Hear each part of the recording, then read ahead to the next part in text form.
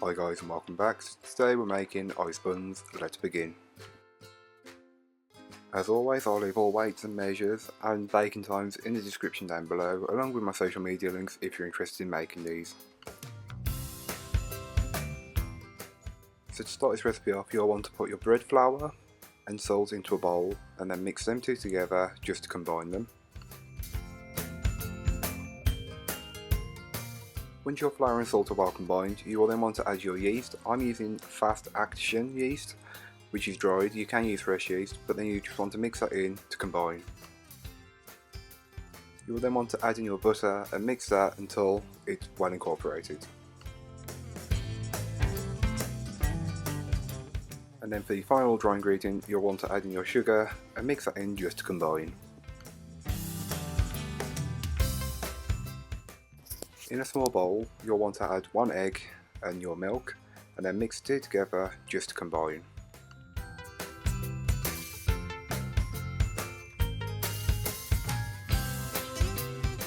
You'll then want to add your egg and milk mixture to your dry ingredients and mix that until the dough has formed, making sure that it's a clean dough, leaving no traces on the sides of the bowl or the bottom.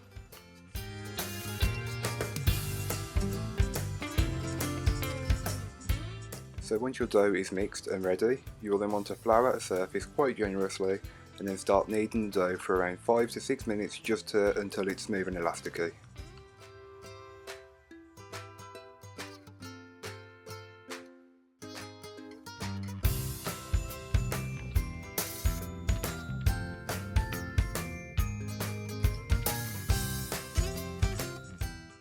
Be careful not to over knead it. You'll know when it's ready once it's smooth and elasticy.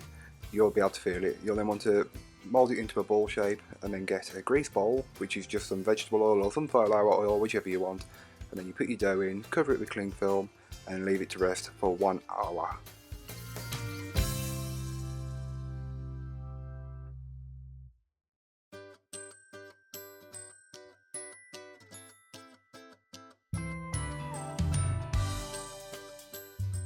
After about an hour in a warm place, the dough should have doubled in size, near enough touching the cling film, but if it has, don't worry, that's fine. You will then want to get your dough and put it onto a well-flowed surface before knocking it back, which is just the process of removing all the air that is built up over that hour.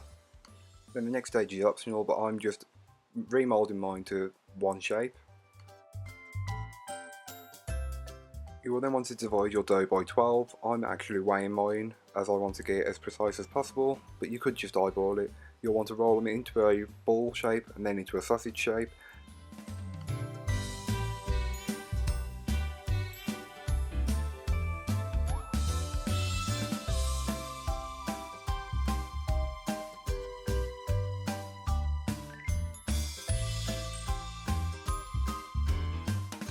Once you've got your sausage shape, you will then want to cover them with cling film and again rest them for about an hour or until roughly doubled in size. So once they've doubled in size, they will be touching, but don't worry, you do want these to batch up while they bake. And here is what they look like once they're baked.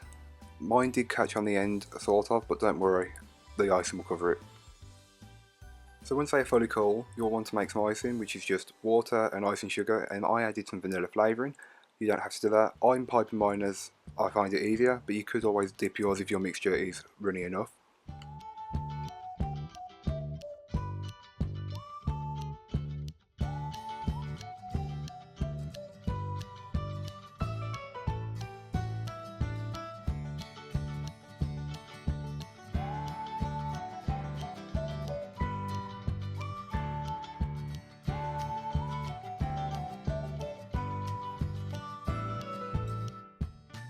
As an extra touch on half of mine, I added some hundreds and thousands onto the one side, just to add a bit of colour, a bit of pizzazz, whatever you want to call it.